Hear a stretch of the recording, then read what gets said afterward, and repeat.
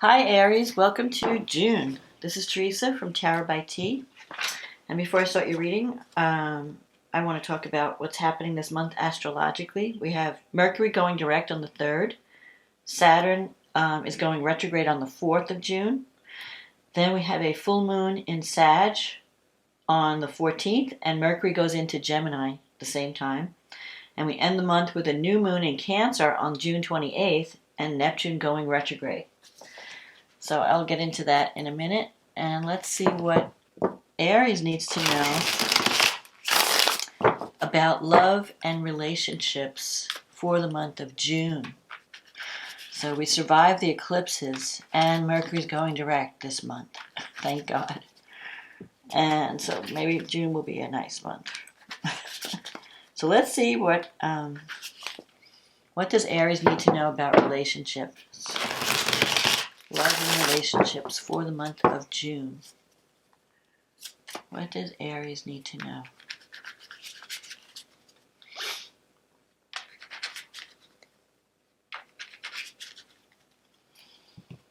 Okay, let's see what we have to get. What we have.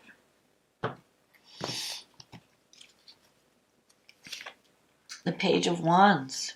The 5 of Cups.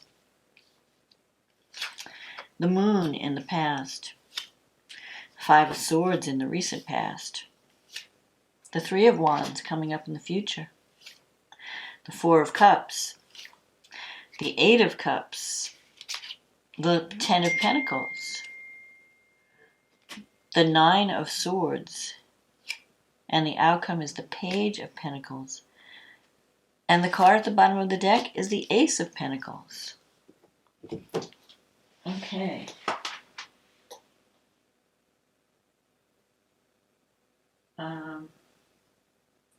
So let's see. Let's see what's going on here. So we start out with the Page of Wands. This is a message coming in. So for some of you, either you're wanting to, since it's a wand, it's possible that you want to contact someone that maybe you've lost communication with, because I'm seeing the 5 of Cups here and the 8 of Cups. So there could be a relationship that is kind of on shaky ground right now. And with the 5 of Cups, that's a card of regret. So I feel that maybe something happened or you did something that you regret, and you're thinking that you've lost the relationship. But there's still hope, because there are still 2 cups that are full. So it could be a situation where a conversation could help to heal things. When you have the 5, everything is not lost. It's just that you have some issues to work out. So the 5 of Cups could be considered a disappointment. Maybe either you disappointed someone or someone disappointed you. And I feel that you really need to talk to this person, because you have the Moon here and the 5 of Swords.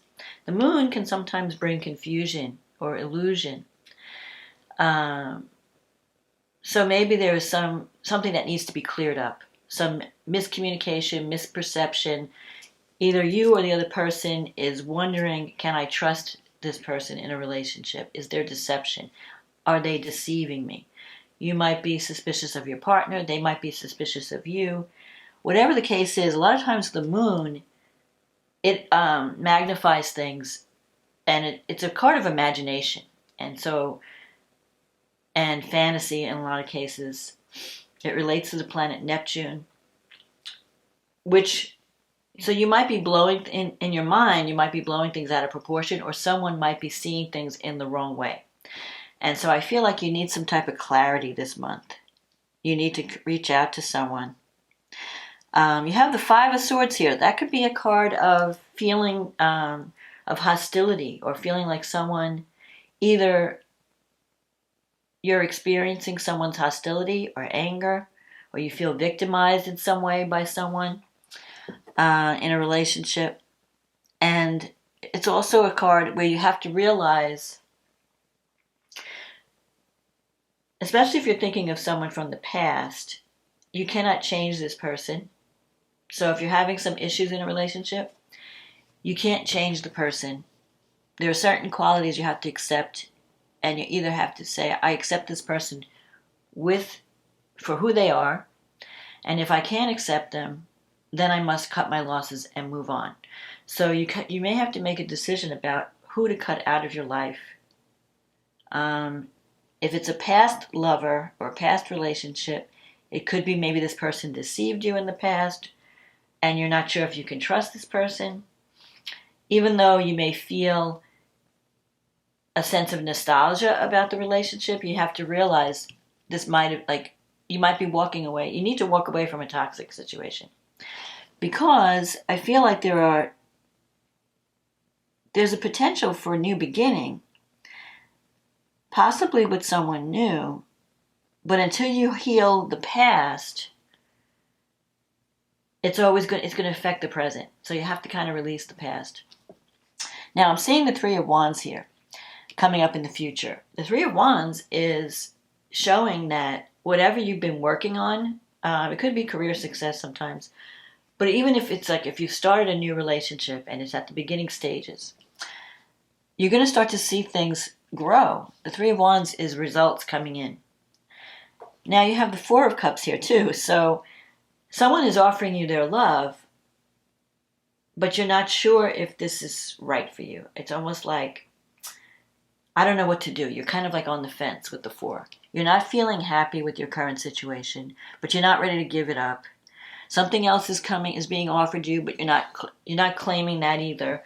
So you're kind of like wondering, well, what do I do? Where do I put my energy? You have the Eight of Cups here, and this is in your negative thinking sector, your doubts, your psychological state.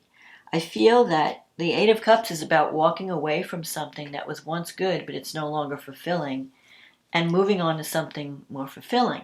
So I feel like you're dealing with a lot of past issues, possibly with someone who was not the right fit for you, who is possibly deceptive, possibly toxic, a toxic relationship, but yet you haven't completely let go of, and you're having to make that decision now. What I want to do something what's best for me going forward, because things can pick up in a new situation. You have the Ace of Pentacles here. This is a card of manifestation, and you have the Ten of Pentacles in your environment.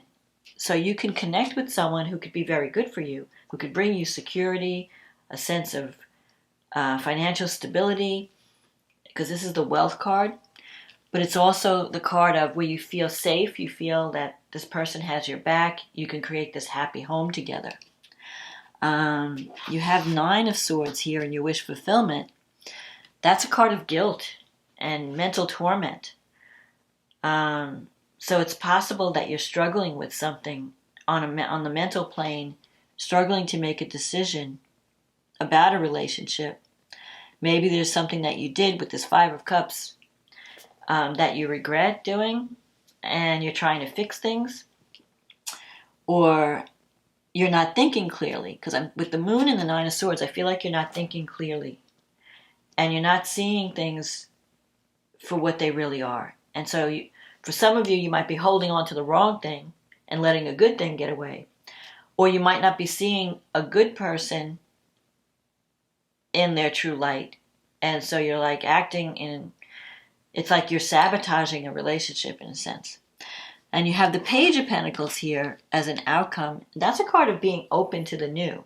So I feel like the overall energy of this reading is that at some point you're going to see what you need to let go of and where you need to focus your energy.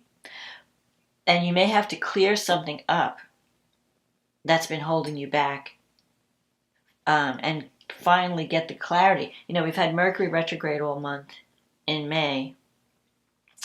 So there could have been very well miscommunications, misunderstandings, connecting with someone from the past.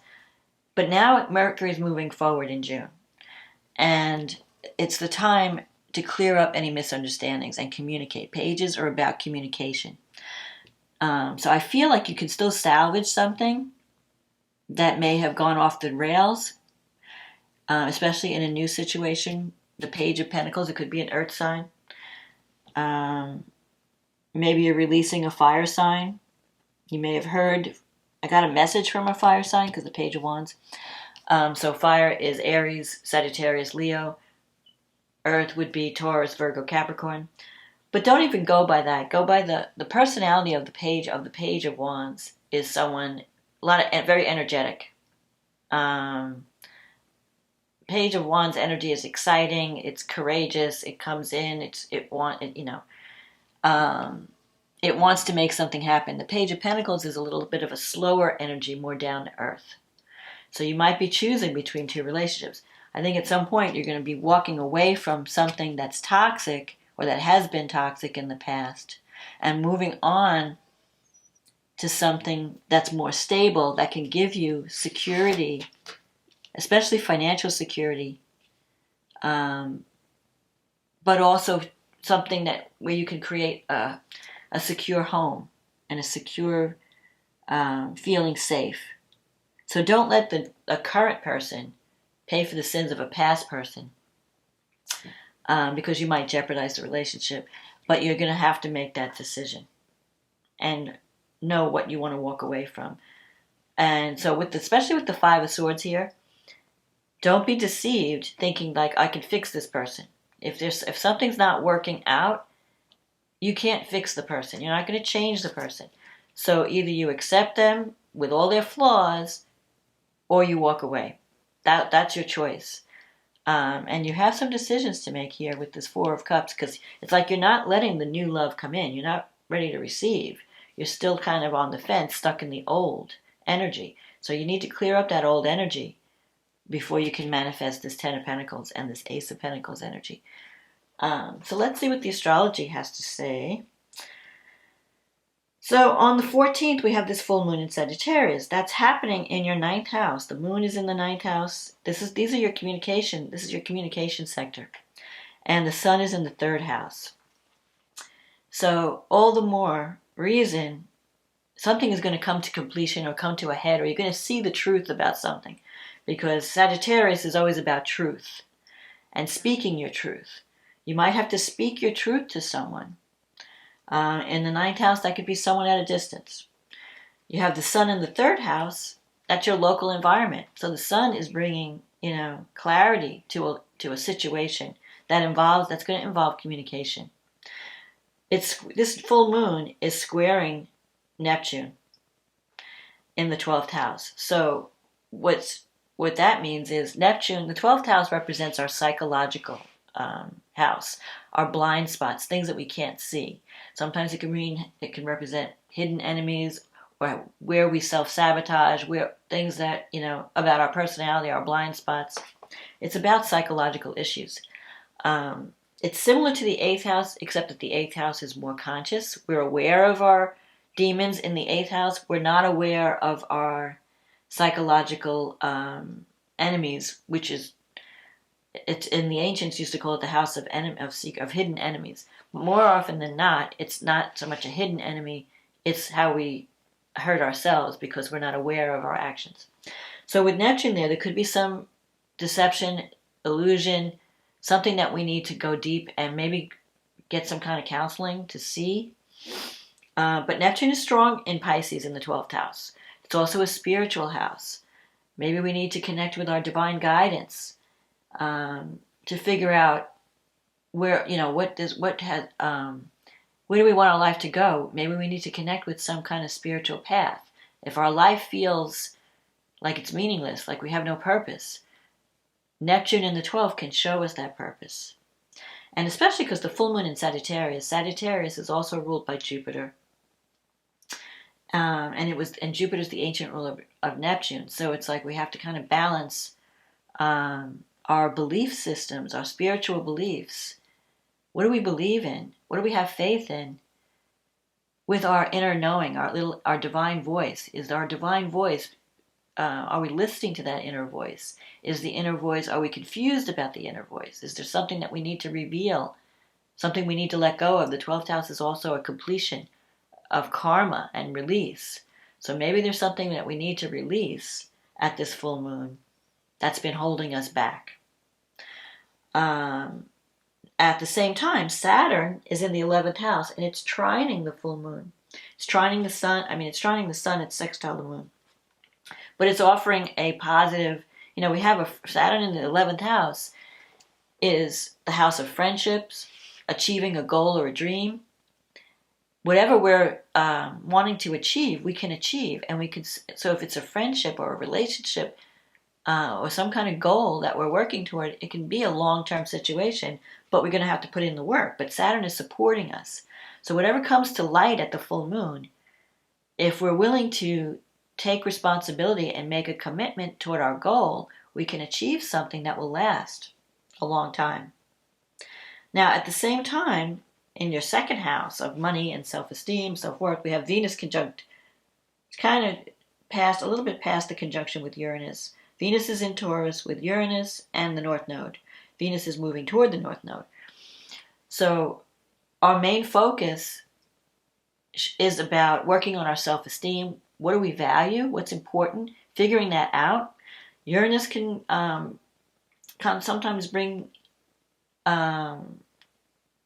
surprising developments, especially when it's mixed up with Venus. Venus can bring love or money, but it's also about what do we value? Do we value ourselves? Are we getting what we deserve in a relationship, in life even? And with Saturn in the 11th house squaring Venus, we're starting to see the reality of our friendships, the connections that we're making. Are we getting, you might feel cut off from friends, and you might feel cut off from love or even financial support at this time. But I feel like the way out is through communication. Mercury is moving into Gemini this month around this full moon. And Mercury will be strong now in Gemini. So you can clear up any miscommunication, especially in the third. It's going to be in your third house of communication. But it will be squaring Pluto. So one thing it's an out of sign square, but you want to make sure that you're not trying to manipulate. Try to avoid power struggles, manipulation. Just be honest. This full moon is saying you must be honest. See the truth, speak your truth. No game playing, no storytelling. Just be, drop your guard, be vulnerable, and you will straighten things out. This month, Saturn is also going retrograde. So Saturn retrograding in your 11th house, you might be rethinking your friendships and the groups that you belong to, or even your goals. What am I working toward? What is my goal? What's my strategic plan? And am I willing to commit to achieving that goal? Am I willing to commit if it's a friendship or a group that you belong to? Am I willing to do the work? Am I willing to get serious? Okay, it's time to get serious about what you want and take action. Because, the moon sextile Saturn, you can only benefit by it by taking action. So it's time to take action toward a goal or a dream and not sit by the sidelines. Mars is in your first house, so you should feel more energetic now with Mars in Aries. And Mars is strong in Aries. It's at home in Aries. And it's your ruling planet. It rules your sign. It's conjunct Chiron. So I feel like Chiron's the wounded healer. So I feel like there are some wounds that you need to heal this month and maybe talk about and overcome. Because maybe they're interfering with your ability to commit in a relationship or your ability to have a successful relationship. If you can do that, if you can talk about your wounds and come to terms with them, you can create the security that you're looking for, the love and security. You can attract the love that you deserve. So then, let's see what else is happening. Okay, I talked about Saturn retrograde. Full moon in Sagittarius. Okay, after the full moon, then we have the new moon in Cancer at 7 degrees. And this is at the end of June. And at the same time that the new moon in Cancer happens, we have Neptune going retrograde. Let's see how that's affecting your house. So this new moon in Cancer is in your 4th house. That's the house of home and family. So you have a chance for a new beginning to create a happy home for yourself. a nurturing home for yourself, to maybe even heal some wounds around family, to find yourself in a position where you're feeling nurtured and you're feeling cared for. The new moon is squaring Jupiter in your first house. So Jupiter just recently connected with Mars. And Mars is a fast-moving planet, so it's moving ahead. By the end of this month, Mars is way past Jupiter. But in Aries, it's telling you not to go over the top, not to take on more than you can handle. It's telling you to be optimistic. Jupiter in the first is always in Aries. You're going to be the golden child for the whole year. But when it comes to family issues, when it comes to this new beginning, take it one step at a time. Don't try to do it all at once. Because Jupiter is Jupiter is a benefic planet. So even in a square or an opposition, it's not really a bad aspect. It's not going to bring, tragedy or disaster. But it can bring excess. It can bring over the top, doing something, over the top. Overly optimistic. Overly taking over, too much action. Jupiter in the first could also mean weight gain. So watch what you're eating. Don't overeat. Because it's easy to gain weight when Jupiter's in your first house, because the first house represents your body. Now, the good thing about this new moon is Jupiter is sextile Venus in your third house. Venus has moved into Gemini. And in the third house, that's the house of siblings and relatives, people close to you. So you could be having a better relationship with the people that are with family. So, brothers, sisters, aunts, uncles. Mars in your first house is sextile to Saturn. That's positive. If you take action, you can create a better relationship with friends, or you can manifest a goal or a dream at this time. Mars is also squaring Pluto in the 10th house. So you are going to be very driven and very passionate about where you want your life to go. You may have a new agenda or a new life path. Just with Mars squaring Pluto, the energy is very intense, so don't come on too strong. That's the only thing I'm going to warn you. Pluto in the 10th is great for finding, your dream job or finding your life path, stepping into a position of power. But because of the square to Mars, don't let power go to your head where you become the bully or you become too intimidating. So you want to and control your anger if someone pushes your buttons. Because with the Mars square Pluto, that could be a violent aspect if you let your anger get away from you. Mercury is in the third, is now in Gemini, sextiling Chiron in the first. So this is really a great time to communicate. So if you've had a falling out with people, especially family and friends, it's time to talk. It's time to communicate and be vulnerable and admit that, if you did something that you're not proud of or you feel guilty about, apologize, clear the air. You have a chance for a new start where you could bring, especially where you could bring more love and nurturing, better connections with family, because Cancer is all about motherhood, mothering, being nurturing, a new beginning to get that love and family connection. So I feel like you could heal your family ties this month at this new moon. But it's going to require from you communication. Be willing to accept your part in anything that may have gone wrong, because it takes two to tango. Try not to get angry or go over the top. If someone pushes your buttons, try to talk things out calmly in a peaceful way, because you're going to feel very passionate. You're going to feel like taking action, and you can achieve a lot, but you're going to have to look at things more realistically, be willing to make a commitment, be willing to do the work, be willing to face certain things that you may not have wanted to face or you might have been blind to. So be open to getting direction and be open to other people's perspectives. And you can have a new beginning this month, especially with Chiron being so active. It could be a healing month and a chance for a new beginning where you'll feel nurtured and supported by both family and friends. So my advice to you this month, release anything that's toxic, either a relationship from the past or whatever. but also work on yourself too. Release whatever has been holding you back from making a true connection. So that's my forecast, Aries, for this month. If you enjoyed this reading, click on the like button, click on the subscribe button. Leave a comment if this resonated with you. This is a general reading, so it may not speak to everyone, but if it does, if you want to have a private reading, click on the link in the description box. It'll take you to my website, and we can work together. We can get you on the schedule, and I can give you a reading that's specific to your situation.